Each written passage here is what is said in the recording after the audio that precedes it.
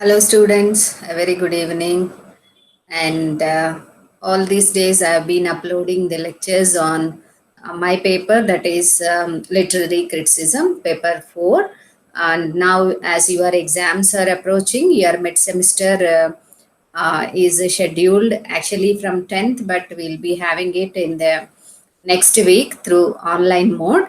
So, I am today delivering a lecture on the scope of English language. Before we go to the specific methods and approaches that we have to deal with as prescribed in your paper, that is in English language teaching, or they are like further studies. In English language teaching, let us go to a brief introduction to the English language, its scope, in my first lecture on ELT. Okay, this is on the whole my 13th lecture, and this is the first lecture on the ELT, that is your fifth paper.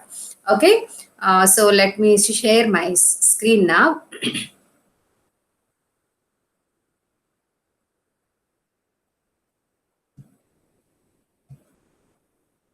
I hope all of you can see my screen. So let us start today discussing the status of English language.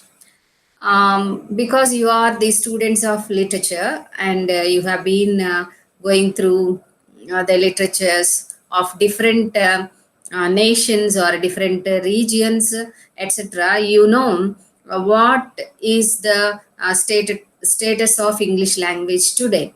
And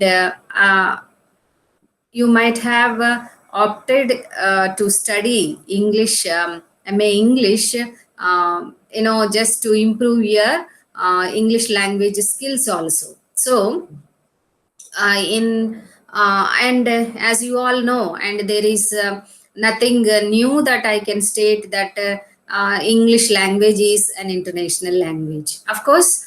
And how come it became the international language, and how people are looking at this language, and what are the expectations of people in learning this language, and do all people are learning the language with the same expectations, etc.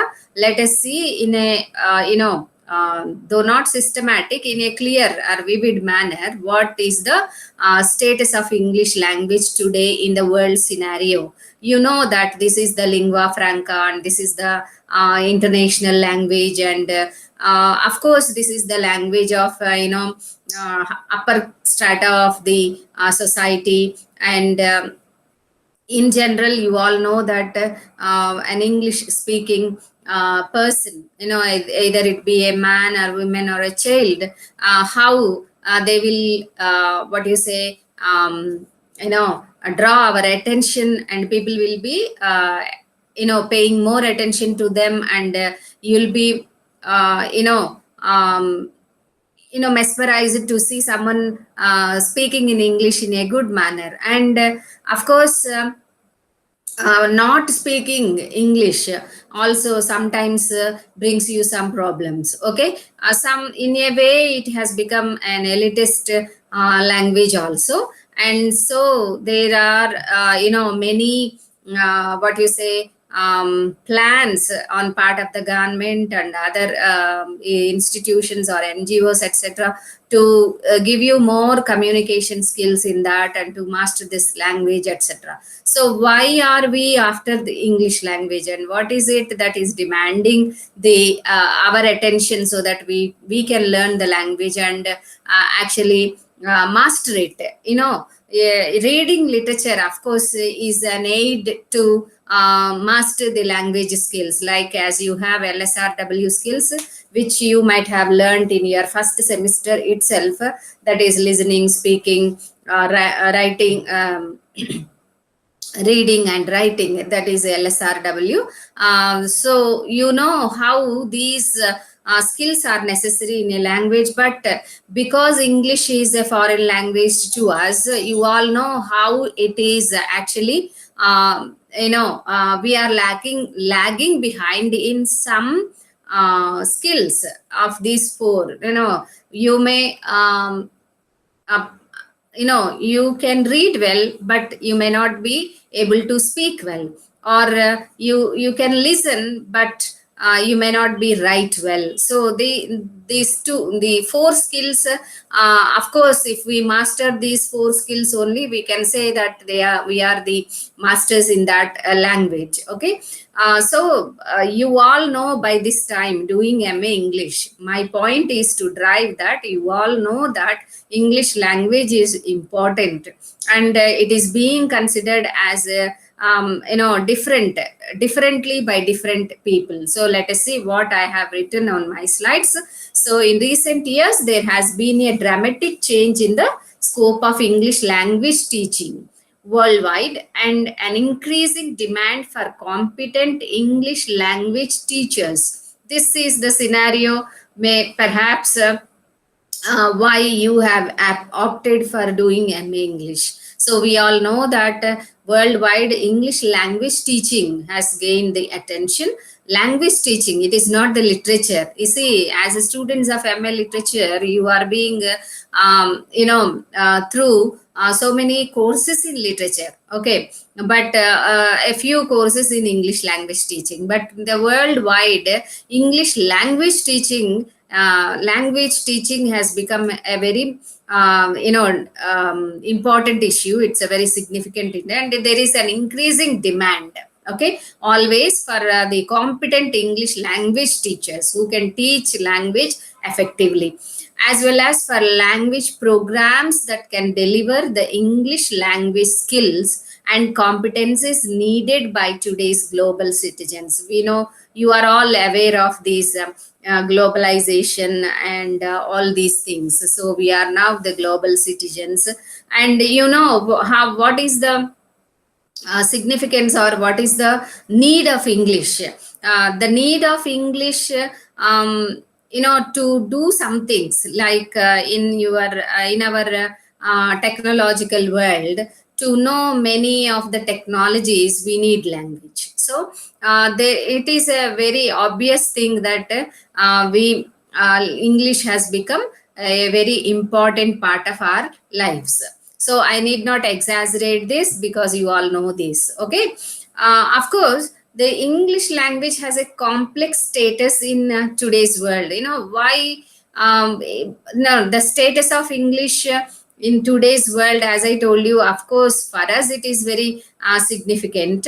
But for some it may not be. And how and why people are learning, how it is being learned, English is being learned. Let us see. Some people acquire it as a first language. Of course, our first language is our mother tongue, etc. Okay. And they learn it at school, as it is essential for academic and professional success. Okay. We of course, English is the first language in the English medium schools, and then we have to, what you say, drive back our own mother tongue to the second language, because you will be given choice of between Telugu and Hindi, but English is very compulsory for you, because it is essential for academic and professional success. To be a successful person in academics and professionals, any profession, you should learn English. You should be thorough with the English. And some people study it as a subject in school, but with no immediate need. Of course, up to 10th class, if you are reading reading English or learning English compulsorily, and which you may not be able to use it immediately, even after coming out of the school. And then English means different things to people in different parts of the world. So English as a language is so many things for so many people. It is not that all people will feel that will have same feelings regarding English. Okay. So what is it? Let us see. For some, it may arouse positive feelings. For some people feel that, oh, English is very great, and it is the language of pop culture, the media, the social networking, etc. And some people, of course, have all the fascination or attraction, and then adoration, a kind of adoration to English. And maybe your neighbors, or yourself in your family also, you might have seen kids are being sent to English medium schools, and when they talk in English, of course the parents take much pride in watching them. And of course that is a very, for some people, English is attached with all the positive feelings, like as if you are liberal thoughts, or all liberal thoughts or progressive thoughts, and other culture, or very dominant cultures, etc., are there in this language. So people, when you take the word English, of course have all the positive tones attached to that. Okay, but for others, it may have associations with colonialism, elitism, or social and economic inequality. Of course, here we have come to the important thing, because as you have been going through the lectures of Professor Ramesh regarding the post-colonialism, you might be knowing what is colonialism and what is post-colonialism. And all post-colonial thinkers have what you call, I can't say negative, but apprehensive tones regarding this fascination for English. And is, English is viewed by some people as a simple mantra for success. But for some, it is not like that. It has the associations with colonialism. So when you say colonialism, along with colonialism, you have many factors that go into colonialism, and we may start hating this language roots, if not the language specifically, because colonialism is what have brought us our slavish mentalities to appreciate whatever is West, okay, or whatever is belonging to the colonizers. Okay, so the colonized is, for the colonized, language has become a kind of drug, that led to some kind of social division or class division in the post-colonial countries also. Now you have a strata of the society, the elitists, where they speak English very well, or because of their exposure to the English from the very beginning of the colonialism, etc., and that has brought into the social and economic inequality. And even now we can see, because we are not an equal society, even now you can see that people with good language skills, especially English. Okay, when I say language skills, it need not be English always. As you can be better, or you might be better in your language than English, but that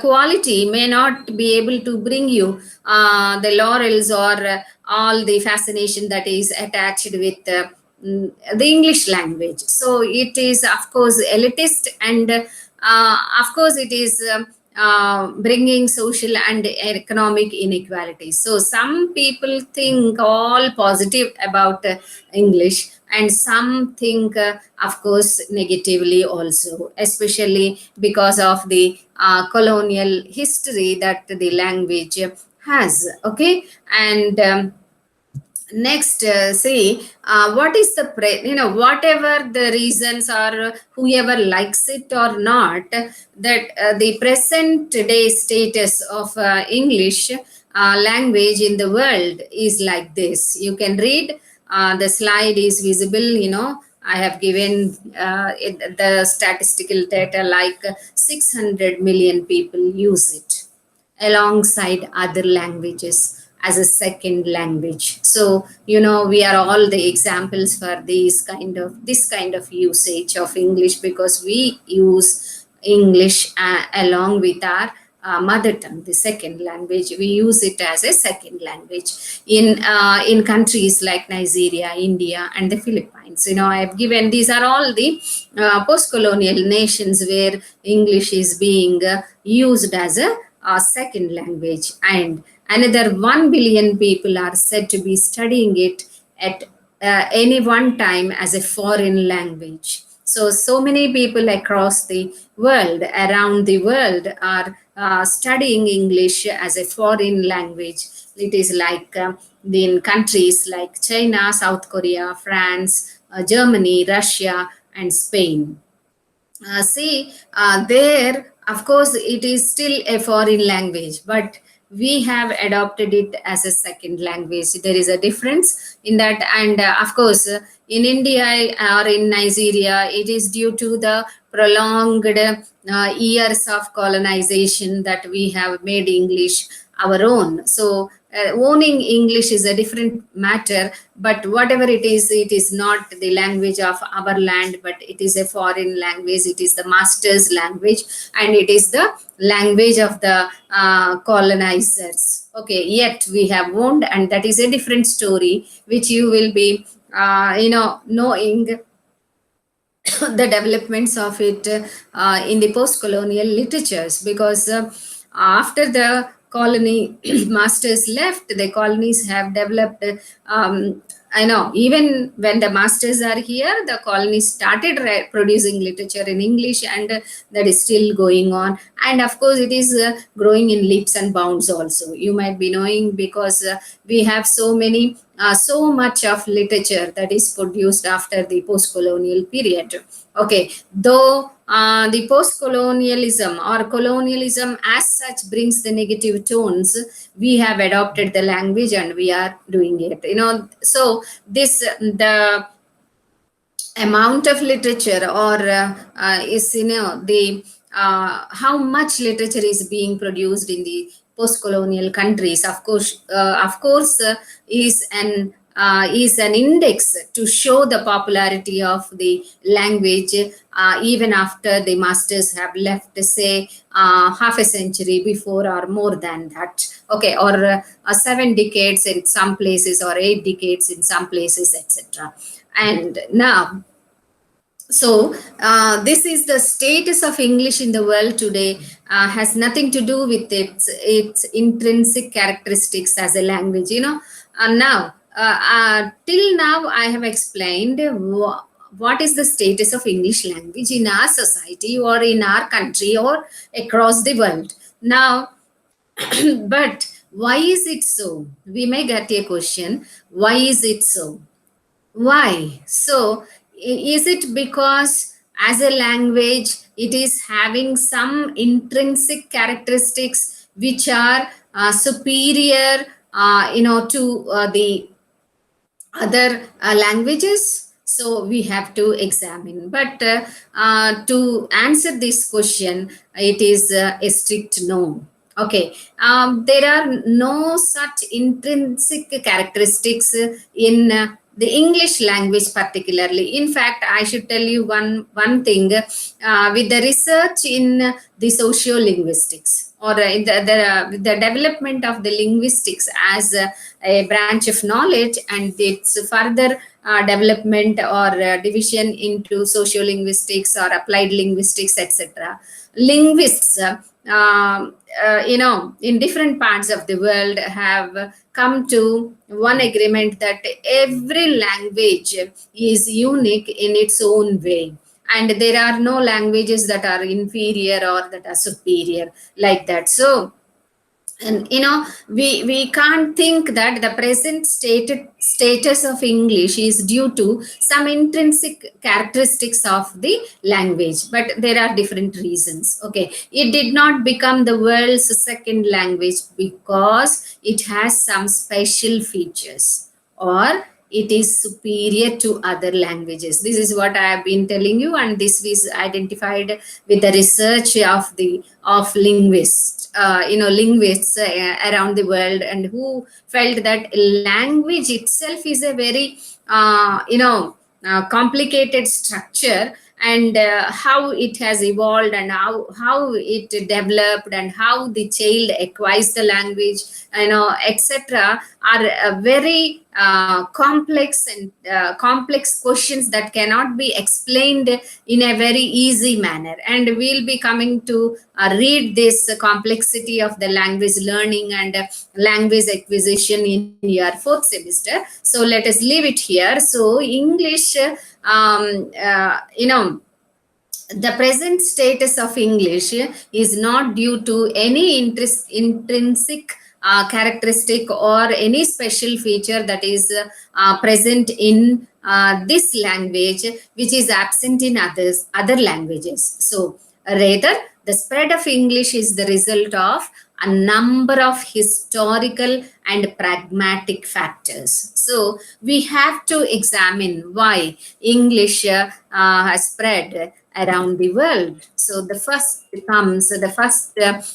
factor, especially historical factor, is colonization. Okay, just now we have discussed, and we know that English is the language of England or United Kingdom, and we know what is the vastness of their empire. Okay, you all know how vast the empire, that is to say, where sun never sets. Okay, the British Empire is that large that sun never sets on it. This is because of the colonization. They have gone into the different corners of the world and have established the colonies, and while establishing colonies, they have taken their language also, because they needed, as colonizers, they needed the language to rule those people who were colonized. And for that, to facilitate themselves, they have to impart English language to the natives. Wherever, in whatever nation they have established colonies, they started, of course, imparting English education. You will be, stunned to know that English, as a subject, is introduced in India first rather than in England. Okay, so this of course, this fact shows the necessity and part of the colonizers, to introduce this language skills to the subjects or the colonized people, so that they can facilitate their administration and rule the people. Okay, this is called as linguistic imperialism also. But whatever it is, I am not going into a deep analysis of what are the effects of colonize, but we have to notice only one point here, that is the widespread of English today owes back to the colonization. And of course, it did not stop there. Now we have the phase of globalization, and now the globalization is the world market or MNCs, etc.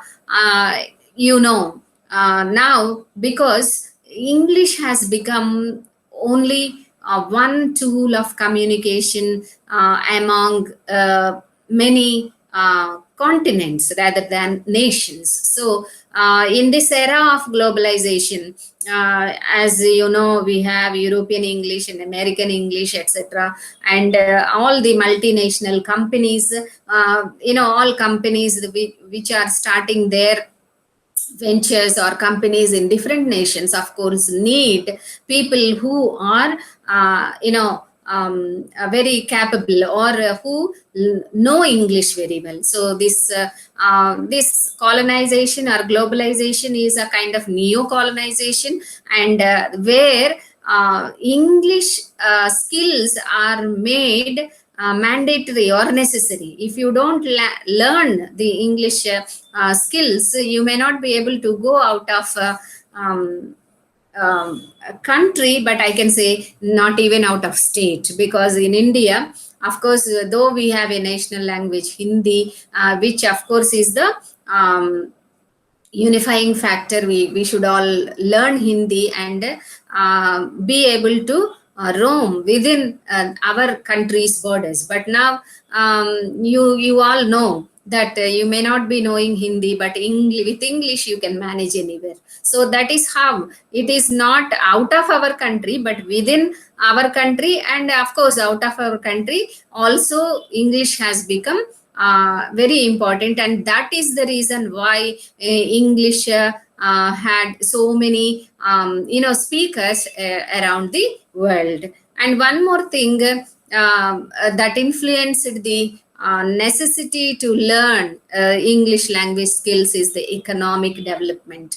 As I told you in the previous slides also, that English is being learned for academic purposes and professional purposes, to get a better job, to get a better earning. Of course, you need English skills. And if you have English language skills, you can be placed in a better place than your peer group. So, to master the English language skills and to our own economic development, don't think that economic development at the personal level, but it is for the state or national levels also. So economic development of a country now is also dependent upon the people who can talk English in a better way, or who can interact with the other nations. Say, for example, if we need technology, we have to interact with America or Germany or China or Korea and other places where good what you say foreign policies or other things can be charted out only through the language skills in English, and that accounts to the economic development of the nation also. And then finally, the other thing is why we need English is for a better communication. So it may not be always the dominance of one nation on the other, etc. But to have the world policies or peace policies or other environmental policies, etc., a better communication to take place between the nations or among people of different nations, we need English. Okay, so this is the what I call as the status, the present status of English language. And of course, this learning English, of course, has become a fascination for different reasons, and we are doing that only. And historically, nations have arrived in a state where learning English language is indispensable. We cannot do away with that. As a nation, we need it. As a person, as an individual, also we need that. So this is the status of English language in India, not only in India, all other nations also. So this is what I have to share with you regarding the status of English language today in the world, and of course in our country also. And in my next lecture, that is the second lecture in ELT, I'll be focusing on a brief introduction to ELT, the development of ELT. So I hope you will listen to this lecture carefully and try to note down some of the important points through which you can make an essay. You may get an essay regarding essay question regarding the scope of English language today.